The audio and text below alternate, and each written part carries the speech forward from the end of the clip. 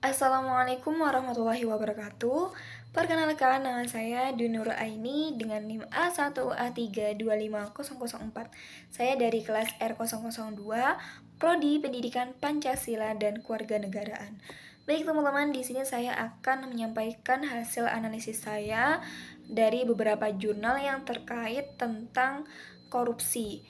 Jurnal yang pertama yaitu yang berjudul Lemahnya Penegakan Hukum dalam Penanganan Kasus Korupsi di Indonesia yang ditulis oleh Grace Grabiela.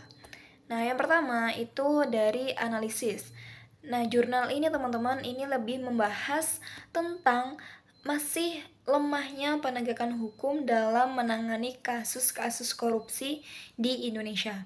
Meskipun Indonesia ini merupakan negara hukum yang menjunjung keadilan, pada kenyataannya teman-teman masih banyak kasus-kasus korupsi yang belum ditangani secara maksimal.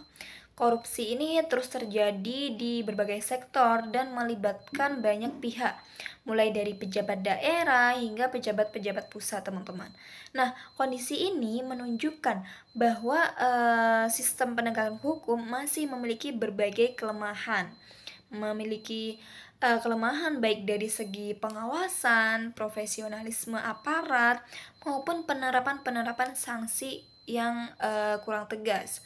Korupsi ini tidak hanya merugikan keuangan negara teman-teman, tetapi juga menghambat pembangunan dan kesejahteraan masyarakat. Nah, yang mana dana yang seharusnya ini digunakan untuk membangun sekolah, rumah sakit, jalan, dan fasilitas-fasilitas umum, justru ini malah disalahgunakan untuk kepentingan pribadi. Nah, akibatnya teman-teman, masyarakat ini menjadi pihak yang paling dirugikan. Oke, lanjut yang kedua yaitu argumentasi. Nah, saya ini sangat setuju dengan pendapat penulis bahwa lemahnya penegakan hukum ini menjadi salah satu penyebab korupsi ini masih terus terjadi, teman-teman. Jika hukum ini tidak ditegakkan secara tegas dan adil, maka pelaku korupsi itu tidak merasa jera. Selain itu, teman-teman, masyarakat ini uh, juga perlu dapat kehilangan kepercayaan lembaga hukum dan pemerintah. Menurut saya, hukum ini harus berlaku sama bagi semua orang tanpa harus memandang jabatan, kekayaan, atau kekuasaan yang dimiliki. Ketika masyarakat ini melihat adanya perlakuan yang berbeda dalam penanganan kasus hukum, maka akan muncul anggapan-anggapan bahwa keadilan ini belum benar-benar terwujud. Oleh karena itu, teman-teman, integritas dan profesionalisme aparat penegak hukum ini sangat penting untuk menciptakan sistem hukum yang dipercaya oleh masyarakat. Saran saya, ini pemerintah ini perlu memperkuat sistem pengawasan terhadap aparat penegak hukum agar proses penanganan kasus korupsi ini berjalan secara transparan dan profesional. Selain itu, hukuman bagi pelaku korupsi harus diterapkan secara tegas dan adil, sehingga ini dapat membuat efek jera, teman-teman. Nah, lembaga penegak hukum juga perlu terus meningkatkan integritas dan kualitas sumber daya manusianya agar mampu menjalankan tugas dengan baik. Oke, lanjut jurnal yang kedua, teman-teman, yaitu tentang peran media sosial dalam pengawasan dan pencegahan korupsi di Indonesia yang ditulis oleh Jonathan Cahyadi. Yang pertama, saya akan menyampaikan analisisnya tentang jurnal tersebut, yaitu ini lebih menjelaskan bahwa media sosial ini memiliki peran yang cukup besar dalam membantu pengawasan dan pencegahan korupsi. Dari perkembangan teknologi, ini membuat masyarakat lebih mudah dan memperoleh dan menyebarkan informasi, teman-teman. Saat ini berbagai informasi mengenai dugaan-dugaan korupsi ini dapat dengan cepat diketahui oleh masyarakat melalui media sosial seperti Instagram, Facebook, TikTok maupun platform-platform lainnya. Media sosial menjadi sarana yang memungkinkan masyarakat ikut mengawasi jalannya pemerintahan dan kebijakan publik. Selain itu, teman-teman, media sosial ini juga dapat digunakan untuk menyebarkan kampanye anti korupsi dan meningkatkan kesadaran masyarakat tentang bahayanya korupsi. Namun di sisi lain, teman-teman, media sosial ini juga memiliki tantangan tentunya, seperti penyebaran hoax dan informasi-informasi yang belum tentu benar.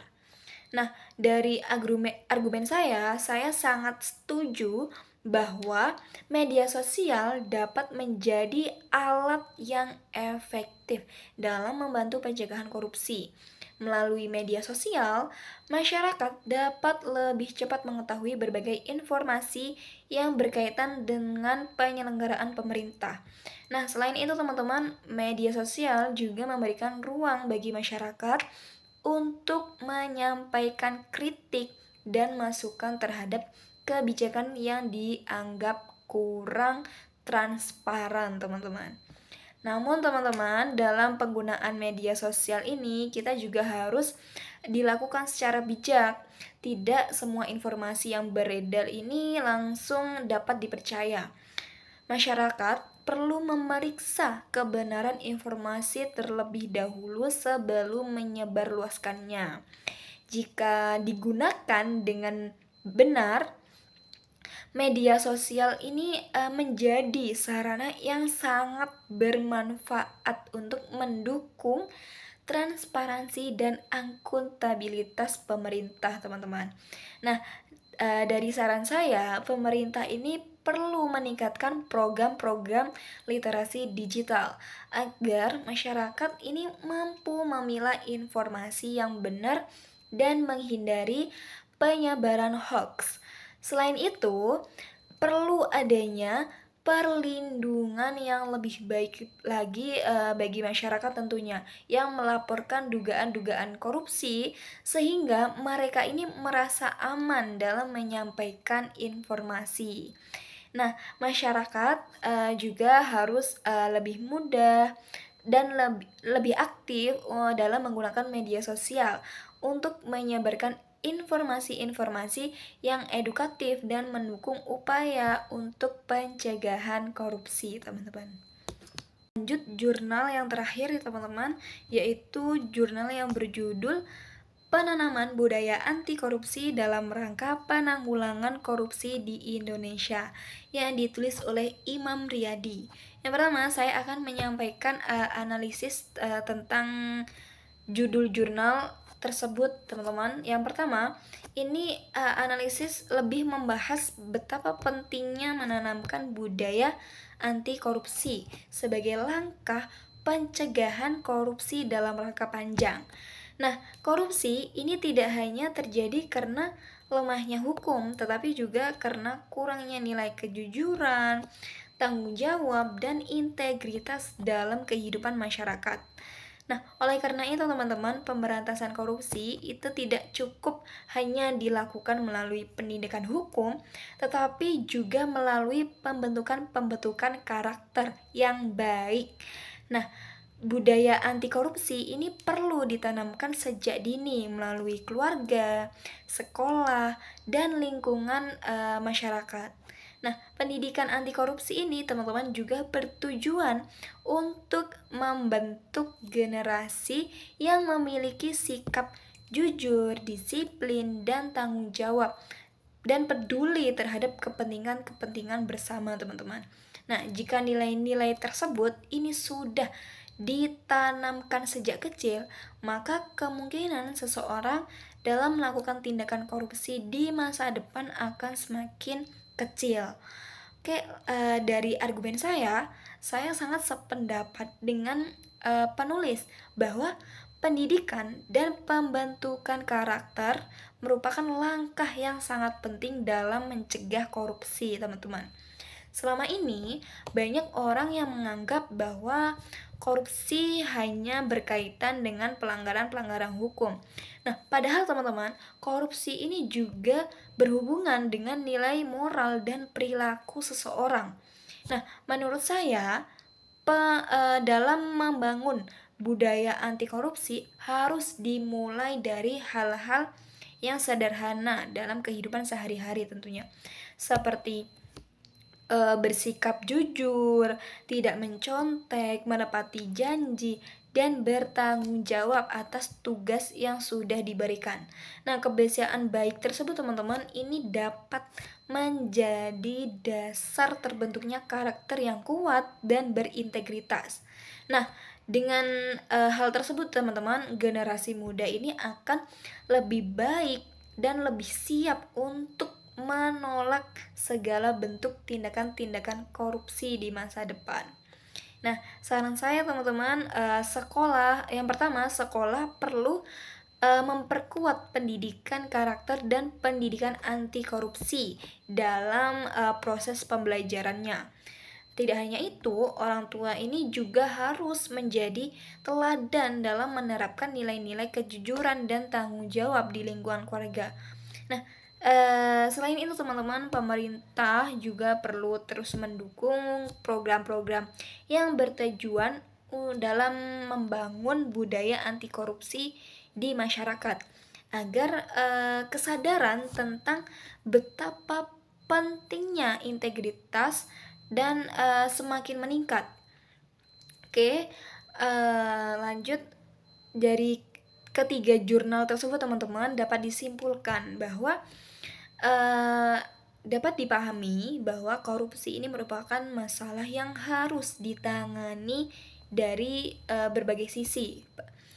Penegakan hukum yang tegas ini diperlukan untuk memberikan efek jera kepada pelaku korupsi, dan media sosial dapat dimanfaatkan sebagai sarana pengawasan publik dan penyebaran informasi anti korupsi. Nah, sementara itu teman-teman, penanaman budaya anti korupsi sejak dini juga menjadi langkah yang penting untuk mencegah lahirnya perilaku koruptif di masa depan. Oleh karena itu, kerjasama antara pemerintah, aparat penegak hukum, lembaga pendidikan, keluarga, dan masyarakat ini sangat diperlukan untuk menciptakan Indonesia yang lebih bersih, jujur, dan bebas anti korupsi. Oke, sepertinya itu yang dapat saya sampaikan. Mohon maaf apabila ada kata-kata yang kurang berkenan. Saya akhiri. Wassalamualaikum warahmatullahi wabarakatuh.